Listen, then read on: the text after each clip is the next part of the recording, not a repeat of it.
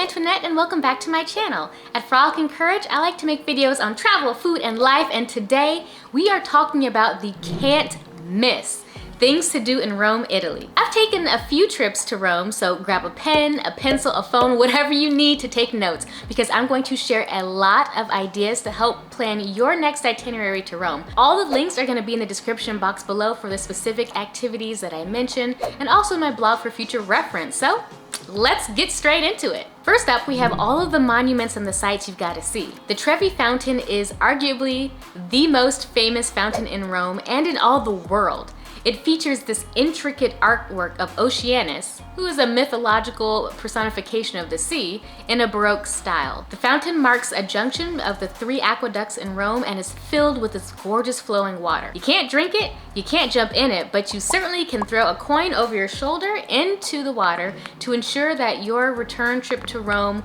will be just as sweet as your first visit. With, of course, all of the proceeds going to charity. The scale of this fountain is majorly impressive. And another fun fact is that the Trevi Fountain is made from the same material as the Colosseum. Speaking of the Colosseum, also known as the Flavian Amphitheater, it was completed in AD 70 to 80 and was the biggest amphitheater in the world, seating up to 50,000 spectators. They used this in ancient times for hand-to-hand gladiator combat, man versus man, man versus animals. It was a wild time back then. The Colosseum is one of the 7 wonders of the world, and they have underground chambers down there that house the gladiators and the beasts, and they were lifted up for all of the stadium to see. But guess what? As of June 2021, you can now visit this underground space. And so if you're gonna go, I highly recommend either getting a tour guide to go with you or a comprehensive audio guide like a podcast on Rick Steves. Not the actual official audio guide of the Colosseum, because I found that to be like, meh. So don't forget to pay a couple extra euros for that extra access to the underground section. The Colosseum is a can't miss, must see in Rome for sure. Then we have the Pantheon, which is the best preserved ancient Roman monument, completed around 125 to 130 AD. Its name means honor all the gods, but it's now used as an active church and burial site. The famous painter Raphael is buried here, and it was engineered with absolute brilliance. There's a large hole in the ceiling called an oculus that allows sunlight and rain to fall freely within the structure. I mean, like right in the center of the entire church. And all the water kind of drains out, so you don't really, kind of slip on it or like get flooded or anything like that. But it is absolutely amazing to see. The next can't miss thing to do in Rome, Italy, is to visit the Roman Forum and Palatine Hill, which is right next to the Colosseum. This was a hub for ancient Roman city life, government buildings, courts and shops, and open-air markets. Tickets to the Colosseum often include the Forum and Palatine Hill, so you get kind of like a little 2-for-1 there. And also in the exact same area within a short walk is the Ark of Constantine. Built in 315 AD, it celebrates the Roman Emperor Constantine's victory over Maxentius in 312 CE. It is the largest surviving triumphal arch and the last great monument of Imperial Rome. Another can't miss thing to see in Rome is Piazza Navona. It's a beautiful public square built on an ancient stadium. It's known for having some amazing masterpieces from Bernini and Borromini. There are 3 impressive fountains there to check out: the Fountain of the Four Rivers, the Fountain del Moro, and the Fountain of Neptune.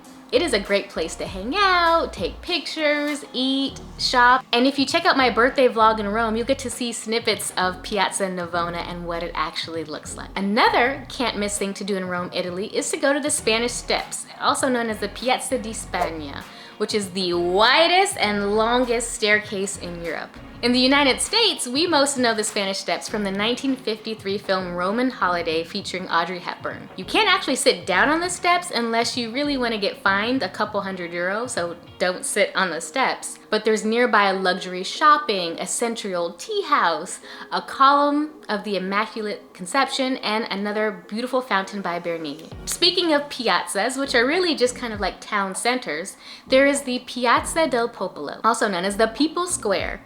It's a 10-minute walk from the Spanish Steps, and it features an impressive city gate into Rome, twin churches, and even a massive obelisk. It is stunning. In Rome, there's also the Altar of the Fatherland, King Victor Emmanuel. This monument celebrates the unification of Italy in 1861 and the very first king of Italy. Now it's the home to the Tomb of the Unknown Soldier, it's a museum, and also a bit of an exhibition space. So going to Rome and Italy in general, there is a ton of artwork and ancient artifacts that you can't miss. There are over 50 museums in Rome, and I can't list them all, but these 3 are on my can't miss things to do in Rome, Italy list. The first is the Vatican Museums and St. Peter's Basilica. This is a collection of smaller museums, and it's gorgeous. It houses like papal treasures like the Pope's robe and all of like his scepters and things. There are a lot of maps for all you geographers out there, a lot of ancient maps and ancient globes. There are chapels and sculptures and gardens, and of course, a can't miss thing to see in Rome is the Sistine Chapel, which is in the Vatican Museum. It features Michelangelo's famous frescoes of Adam reaching out to touch God, or God reaching out to touch Adam. It is magnificent in person. Hands down, a highlight of my trip to Rome. What actually suggests, if you're looking to go to the Sistine Chapel, is to get a guided tour, because it'll 10x your experience, and you also get a non-public, kind of like a secret entrance into the Sistine Chapel, and it is only accessible if you book the guide, and it is worth the visit.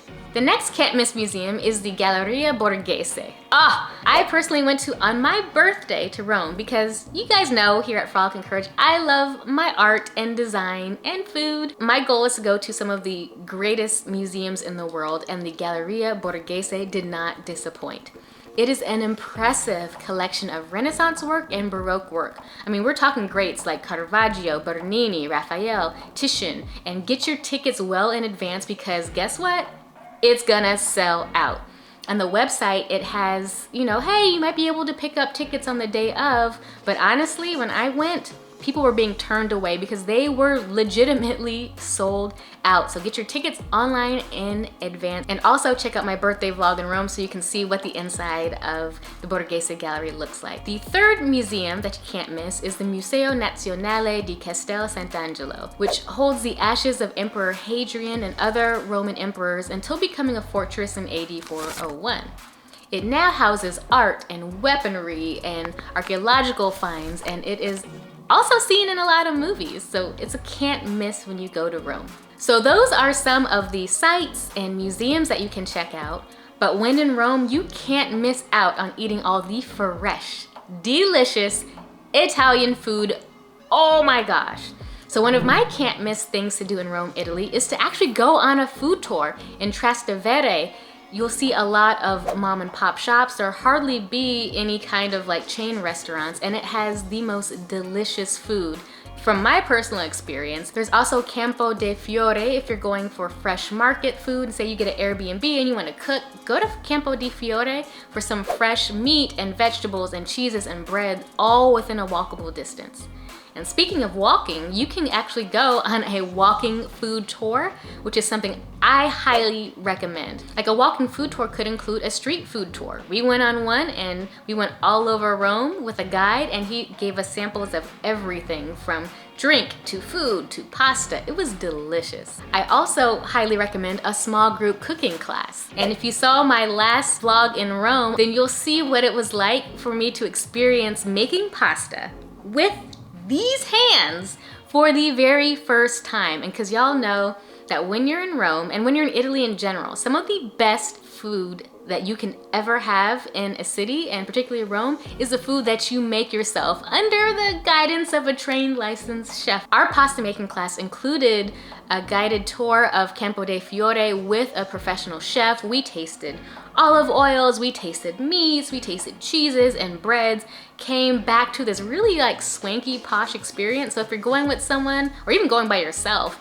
or going with a group, and you want a really cool private experience, definitely check out a cooking class, whether it's pasta making and a market tour, or even making pizza and gelato. I've taken another class and another trip to Rome where we handmade pizza and our gelato from scratch. We got to take the recipes home. Mwah! Completely worth it. And speaking of gelato, you must can't miss thing to do in Rome is you must have gelato. And not all gelato is made equally. So one of the can't miss things to do in Rome is to check out gelato from a famous place called Giolitti. Oh, you'll see them all throughout my vlogs. I went back 2, 3, 4 times, sometimes twice in one sitting. And I don't even like sweets like that. I'm gonna be honest. I don't even like sweets, but Giolitti, take my money, just take it. You can also take a food tour of the Jewish ghetto, and there are a number of Michelin star rated dining restaurants. If you really wanna go all out, go super classy, super chic, and have a great, really whimsical, amazing, flavorful experience. Also on my can't miss things to do in Rome, Italy list is to go shopping. Rome has some of the best shopping, like on Via del Corso, which is the main high street for shopping where you find your luxury designers. There's Via Condotti, which is perpendicular to Via del Corso and has great shops. There's the Galleria Alberto Sordi, which is your traditional mall, but in a gorgeous, gorgeous setting. And then you have Via Cola Di Rienzo, which is close to the Vatican. And for all you vintage shopping folks out there, there is a shop called Flamingo, which is on Via del Borchetto, and Omare e Sicilia, which has decades of vintage fashion, and it's frequented by costume designers and people really looking for those unique standout pieces. If you're spending more than 3 days in Rome, I highly recommend going on a day trip. So hear me out, okay? If you have more than a few days in the city, you'll quickly see that Rome is centrally located to almost all the other major cities in Italy. So why not visit? You can try the Amalfi Coast on a day trip from Rome, where you have colorful seaside towns, cliffs, beaches, picturesque views. You can sip limoncello, you can visit Sorrento, Positano, and Capri. It is amazing. Then there's Pompeii, which was a city destroyed in 79 CE when Mount Vesuvius suddenly erupted. We're talking like little to no warning, and the volcanic ash covered everything. Archaeologists rediscovered this ancient city that was shockingly well preserved because of the ash. The volcanic residue froze the city and its people in time. So if they had bread in the oven, that's exactly what was preserved. If people were in their bed sleeping, that's exactly what was preserved. And it was really interesting to see how advanced life was back then. And if you're looking for kind of more of those ancient sites, Herculaneum was also a victim of the Mount Vesuvius eruption and a can't miss thing to do on a day trip from Rome. You can actually visit Mount Vesuvius itself, or Monte Vesuvio. It is the only active volcano in continental Europe and is still considered one of the most dangerous. If you hike up there in a couple of hours, you'll get excellent views of the Bay of Naples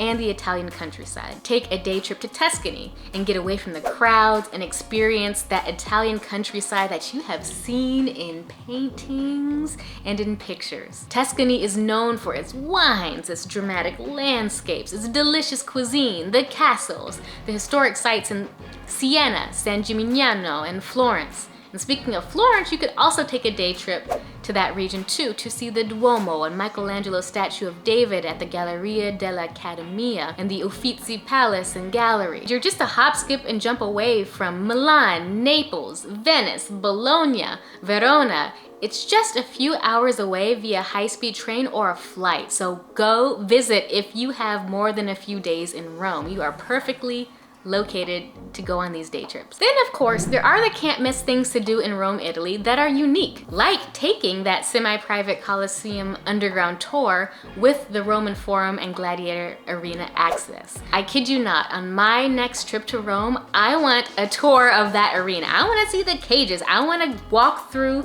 the chambers that the gladiators went through. I want to have that full experience, and that's on my list of can't miss things to see in Rome for sure. There are also a number of crypts and catacombs with these underground tunnels and sites that date back to the 1st century. These are some of the elaborate and long passageways and, like I said before, tunnels and chambers that are kind of spooky but also kind of cool at the same time. Another one of my personal favorite things to do that you cannot miss in any city, and of course Rome, is to take a bike tour. Now, I have been on bike tours in all of the major cities I've visited around the world because I love them that much. It is one of the fastest, most efficient ways to see a number of things on a bucket list to any city. So we went on an evening tour around the city and we stopped by the major sites that I mentioned already in this video. It's one of my all-time favorite things and a can't miss thing to do in Rome. The tours are only like 3 to 4 hours in the day, and then you also have the evening too. So we actually took an evening electric bike tour, so we didn't have to pedal and huff and puff as hard. Our guide explained the history of each site, gave us great tips for our week in the city, and took us to the great photo spots. We met international travelers, we joked, we laughed, we learned, and quickly got comfortable navigating the city. You can also go on a Vespa sidecar tour, or if you're feeling a little physical, you can go to Gladiator School, or if you're more artsy, there are sketching tours of Rome and even a mosaic workshop. My question to you all is, which of these activities would you add to your itinerary? Just drop your comments down below, or if you've been to Rome, add what are your can't miss things to see in Rome, Italy, so that we all can get a peek and get more ideas for our itinerary. If you found this video helpful, please share it with someone who is planning a trip to Rome and can use the information. Also, don't forget to check out my Planning a Trip to Italy playlist, where you get to see my vlogs and personal experience and what it's like actually hanging out in the city, doing and seeing a lot of the things that I just mentioned, taking day trips, all of it. Thank you so much for watching. If you found this video helpful, please give it a thumbs up. Don't forget to subscribe to my channel and turn on the notification bells for when my next video will post. And heads up, it's gonna be how to get around Rome on a budget. Thank you so much for watching again, and I'll catch you in the next video. Bye.